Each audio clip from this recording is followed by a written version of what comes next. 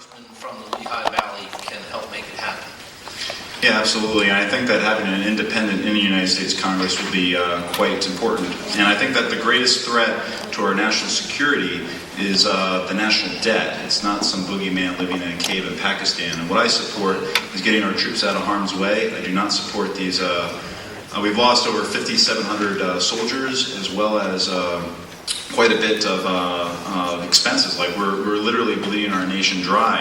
And the way to go about addressing these criminals that caused 9/11 is with small military groups to procure them and bring them back as criminals for a court of law. We've been doing this for the past 9 years. It's not working. We have not secured our own borders. And that's another thing that I would act to do, and use our military to control the borders, and for the access points, whether it's airports, seaports, and highways, to use our customs and border patrol.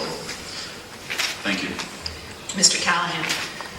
There's no question that the war in Afghanistan, which is in its 9th year, the longest war in American history, has taken a tremendous toll on the men and the women of our armed forces. And so I agree with the December review that's going to take place by the generals. I think that any decision to draw down our forces, the goal right now is the middle of next year, should be based on the recommendations of the generals and by the conditions on the ground. But most importantly, I think we need to take care of our veterans when they get back from Afghanistan, when they get back from Iraq. And Charlie Dent has not done that. Charlie Dent has repeatedly made votes that have cut benefits to veterans. And in fact, on May 11, 2005, he voted against the bill that would allow widows and orphans of our troops to receive their full benefits after their loved ones were killed in combat. It's not just about going to the hospitals. It's about supporting them, supporting the widows, and supporting the orphans and our troops when they come home from Afghanistan and from Iraq. Mr. Dent. Well, first, John, shame on you. Really, shame on you.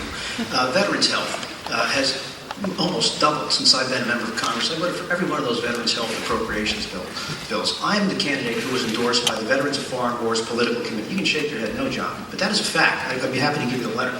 You can have it. That's your endorsement. Oh, but I'd be happy to give it to you. That said, it's my time.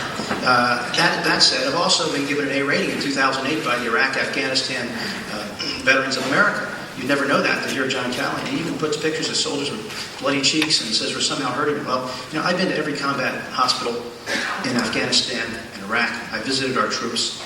I've gone to those services, too, of those who gave that last full measure of devotion. I take that very seriously. And on Afghanistan, I want to say one thing. I did meet with our generals, Petraeus, Admiral Mullen, and others, and look, the timeline the President has set down has created problems. I think the policy overall makes sense, but this has created enormous problems. It has sent mixed signals to friend and foe alike.